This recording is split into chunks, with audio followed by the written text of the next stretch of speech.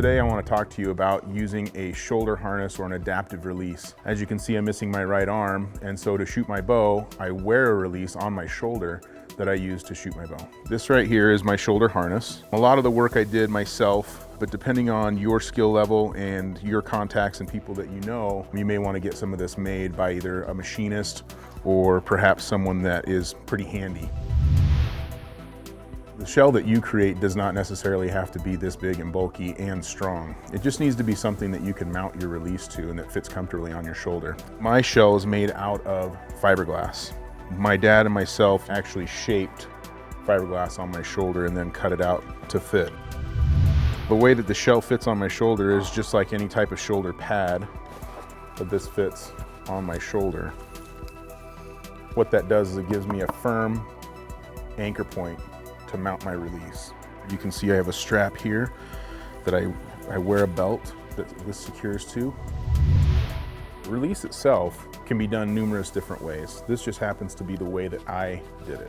So with our shell, my dad and I have a 5/16 threaded stud sticking straight up that we mount to. On that, I have just a piece of aluminum bar stock, and I have a standard Carter Lucky release head. Most trigger releases will work fine. However, I would avoid a caliper release. The reason for that is a caliper release requires you to actually pull the trigger and open the caliper to be able to clip on to the loop. I prefer a hook style release so that I can make sure that the hook is set and then I can just hook it onto my loop without having to open or close the release. The release trigger itself is attached to a cable, and this cable is called a camera shutter cable. You can get it from most online camera companies. It has a thumb plunger when you buy it from them. You will have to modify it, take that thumb plunger off, and then this piece right here I had sourced out to a company that made basically a fancy clothespin. When I bite on that, you can see there's a little bit of motion that pulls the cable inside and actually pulls the trigger.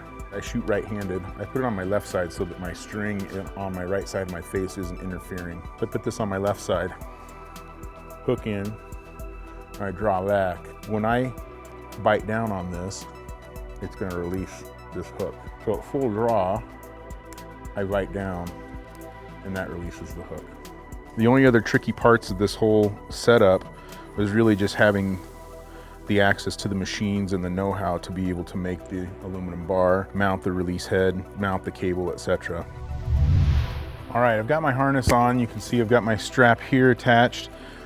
It's anchored to this belt. Also, you can see on my back, I've got two straps that come down and attach to my belt. That holds my release in position on my shoulder. It doesn't have to be super firm, but you obviously don't want it sliding when you go to draw your bow back. My release is on an aluminum bar that I can kind of pivot so that it's out of my way when I'm talking and doing things, but then it will pivot into position when I'm ready to shoot. I'm gonna go ahead and shoot a shot here. So the first step to get ready for that is to put my bite lever in my mouth. Again, I put it on my left side to keep it out of the way of where my bowstring is gonna be. So this goes on my left side. I can actually bite it right now and activate my trigger. And I usually do that just to make sure that my trigger is safe. So I'm gonna actually release it and then reset it. So I'm gonna release it and then reset it and make sure that it's clipped in and ready to go. Next, at this stage right here, I'll go ahead and knock an arrow. Bring the loop up to my hook. Hook in. At that point, I will expand and pull the string back.